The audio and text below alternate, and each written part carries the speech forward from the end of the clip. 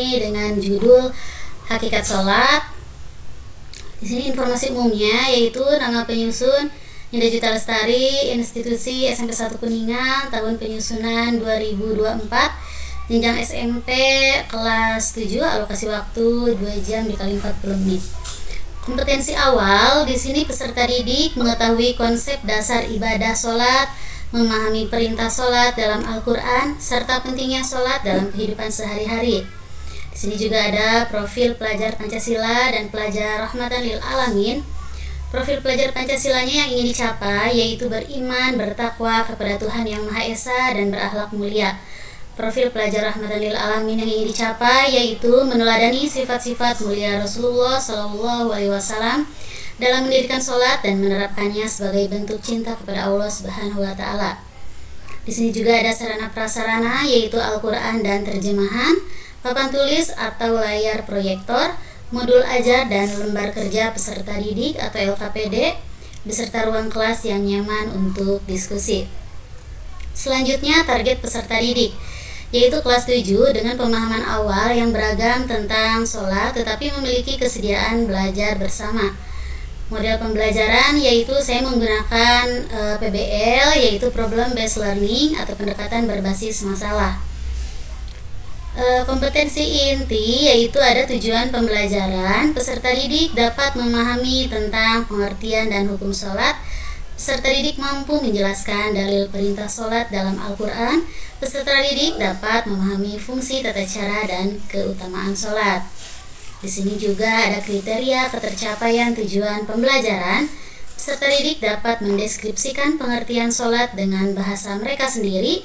Peserta didik mampu menyebutkan hukum sholat beserta dalilnya. Peserta didik dapat mengidentifikasi dalil perintah sholat dari Al-Quran dan hadis. Peserta didik dapat menjelaskan fungsi sholat dalam kehidupan sehari-hari. Lanjut, di sini ada pemahaman bermakna yaitu sholat merupakan wujud komunikasi seorang hamba dengan Allah Subhanahu wa Ta'ala. Sholat menjadi tiang agama yang menjaga keimanan dan amal seorang muslim. Di sini juga ada pertanyaan pemantik yaitu ada 3. Yang pertama, apa sih arti sholat menurut bahasa? Yang kedua, berapa jumlah rakaat sholat wajib dalam sehari? Dan yang ketiga yaitu sebutkan sholat wajib 5 waktu. Di sini juga ada kegiatan pembelajaran yang dimulai dengan pendahuluan. Yang pertama, guru membuka pelajaran dengan salam dan doa bersama. Guru menanyakan kesiapan belajar, mengecek kerapihan, kenyamanan, serta kebersihan peserta didik. Guru mengecek kehadiran lalu menanyakan kabar peserta didik. Sebagai awalan, guru beserta peserta didik membacakan salah satu surat pendek yaitu surat Al-Fatihah. Guru beserta peserta didik menyanyikan salah satu lagu nasional yang berjudul Maju Tak Gentar. Guru menampilkan ice breaking atau tepuk semangat. Guru juga memberikan pantun pemantik atau kata-kata motivasi. Guru menyampaikan apresiasi, mengulas pelajaran sebelumnya dan mengajukan pertanyaan pemantik. Guru memberikan soal pretest. Guru menyampaikan tujuan pembelajaran. Dan guru menyampaikan materi tentang hakikat sholat. Di kegiatan inti yaitu guru membagi peserta didik ke dalam kelompok kecil terdiri dari 3 atau 4 orang. Guru memberikan studi kasus berupa cerita seorang muslim yang tidak melaksanakan sholat. Dilanjut peserta didik berdiskusi untuk menjawab pertanyaan terkait dampak tidak melaksanakan sholat. Guru meminta setiap kelompok mempresentasikan hasil diskusi mereka. Guru memberikan penjelasan tentang dalil perintah sholat dalam Al-Quran, surat Al-Baqarah ayat 43 dan hadis. Guru memberikan LKPD yang berisi tugas analisis dalil dan fungsi sholat. Yang terakhir yaitu peserta didik mengisi LKPD secara berkelompok dan membahas hasilnya. Selanjutnya di sini ada kegiatan penutup yaitu guru memberikan soal post-test. Guru merefleksikan materi bersama peserta didik dengan bertanya, apa sih hikmah yang bisa kita ambil dari pentingnya sholat? Dan guru beserta peserta didik membacakan kesimpulan secara bersama-sama. Guru memberikan pengayaan yaitu peserta didik yang sudah memahami materi diberikan tugas tambahan untuk mencari hadis lain tentang sholat.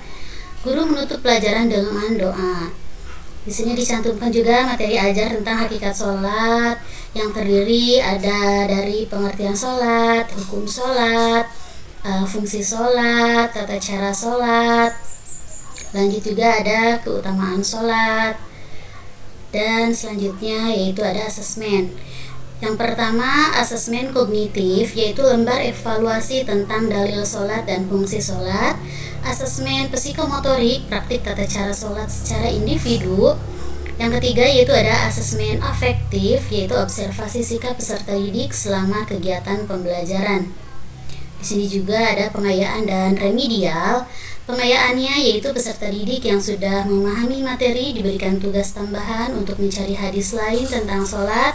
Remedialnya yaitu guru memberikan bimbingan khusus kepada peserta didik yang belum memahami tata cara sholat dengan benar. Glosariumnya ada sholat yaitu ibadah wajib yang merupakan tiang agama Islam. Dalilnya bukti hukum yang berasal dari Al-Quran atau hadis. Daftar pustakanya ada Al-Quran dan terjemahannya, Kementerian Agama Republik Indonesia tahun 2021 tentang panduan sholat lengkap. Dan yang terakhir yaitu ada buku pendidikan agama Islam kelas 7. Di sini juga ada LKPD, lembar kerja peserta didik tentang hakikat sholat.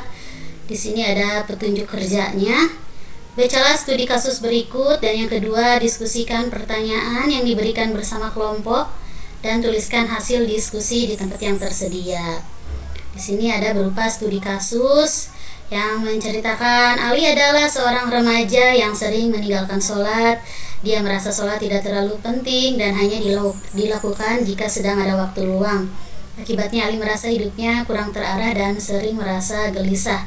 Di sini juga ada pertanyaan diskusi yang terdiri dari apa yang seharusnya dilakukan Ali untuk memperbaiki kebiasaannya, dan jelaskan dampak meninggalkan sholat dalam kehidupan sehari-hari, dan tuliskan dalil Al-Quran atau hadis yang mendukung pentingnya sholat.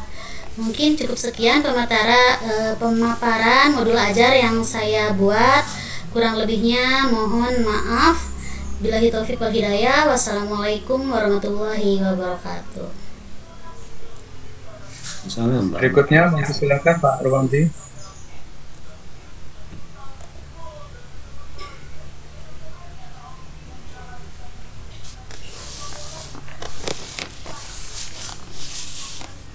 Kemudian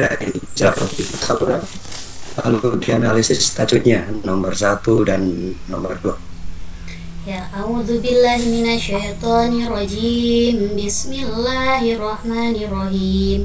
Waqsid fi masyika waghdud min sawtik. Inna ankarul aswati lasautul hamir. Di sini ada tajwidnya, yaitu yang pertama waqsid, yaitu qalqalah.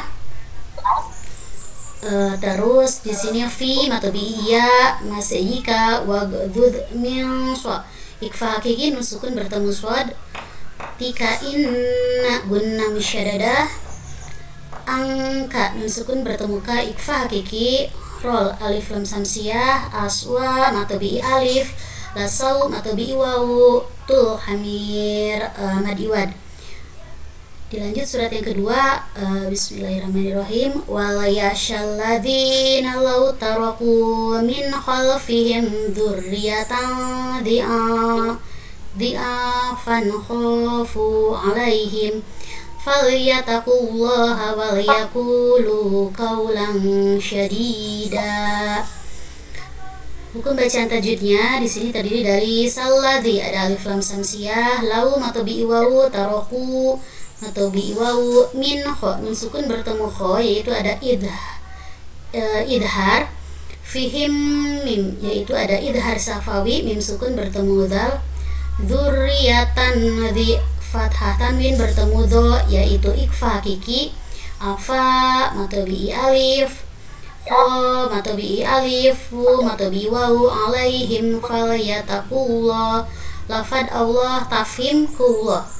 Wal yaku matobi wawu, lu matobi wawu, kau matobi wawu.